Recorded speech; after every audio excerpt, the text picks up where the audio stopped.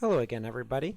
In this problem, I kind of adapted a problem taken from one of the exam review questions. But what I would like to do is take this function, y equals x cubed over 3 minus x squared minus 8x, and graph that to the best of our abilities using some of the laws of derivatives and second derivatives.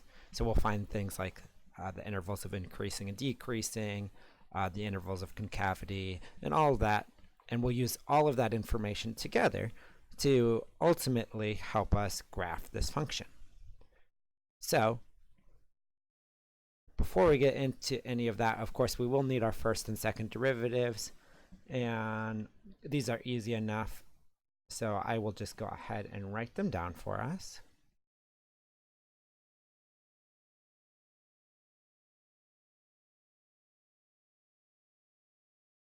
If you have any questions about how I got those, feel free to shoot me a message.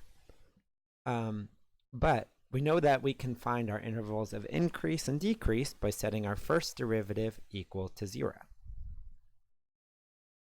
So if we do that, and we factor, we get x minus 4 times x plus 2. So we get x equals negative 2 and 4 as what we should remember are our critical points.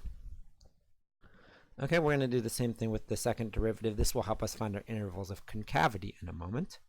And if we do that, we will just get x is equal to 1. Okay, so what I like to do to find my intervals of increase and decrease is just use a number line.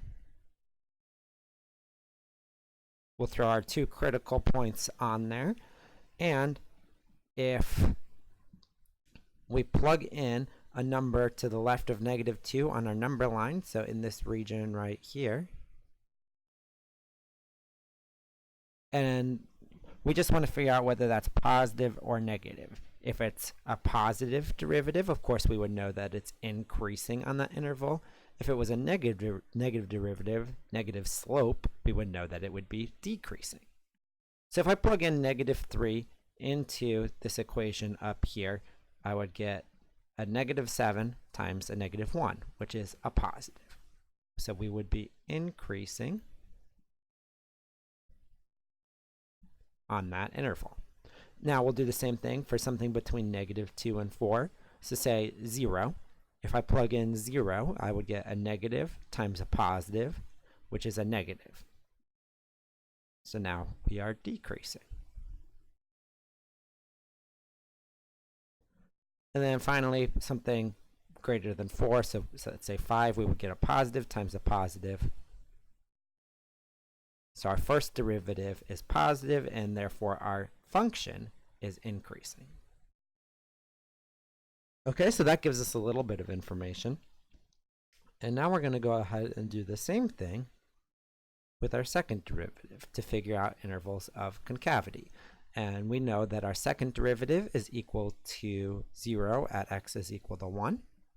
And so we're going to use a similar idea. Let's plug in something to the left of 1 into our second derivative. So say 0, because that's easy. And if I plug in 0, I get negative 2.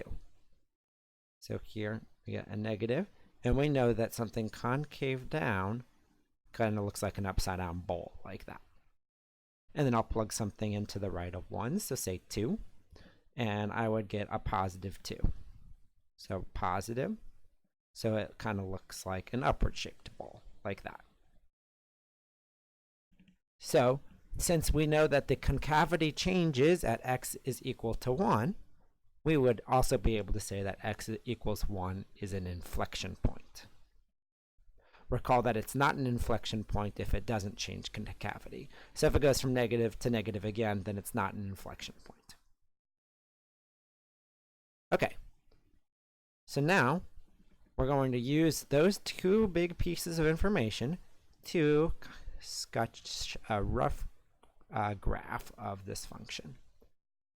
So we know at negative 2 and 4, important things are happening, as well as at x is equal to 1.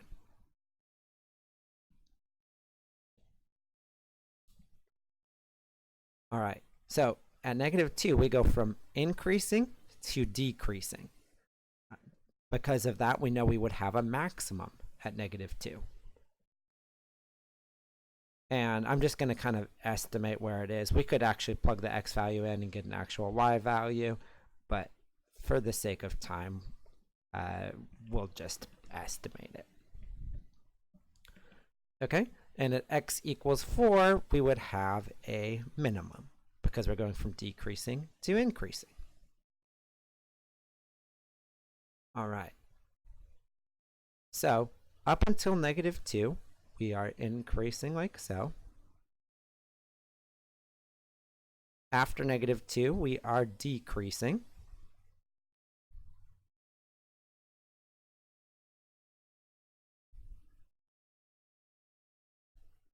And then from 1 to from from 1 to 4, we are still decreasing. But then from 4 onwards, we are increasing. So our function would look something like this. And notice at x equals 1, I also did something that you might not have noticed. Because we go from concave down, the upside down bowl, to concave up, the upside right bowl, you'll notice that my graph actually reflects that. Until 1, we're upside down, and after 1, we are right side up. So that's kind of how the inflection point plays into this function as well. If we had a little bit more time, we could have found a few different things like the intersection points by setting our function equal to 0. And we could have also found the exact values for our maximum and minimum, and that would have given us a more accurate graph. But I just wanted to give you guys practice using the first and second derivative. As always, let me know if you have any questions. I'd be happy to explain a little bit more.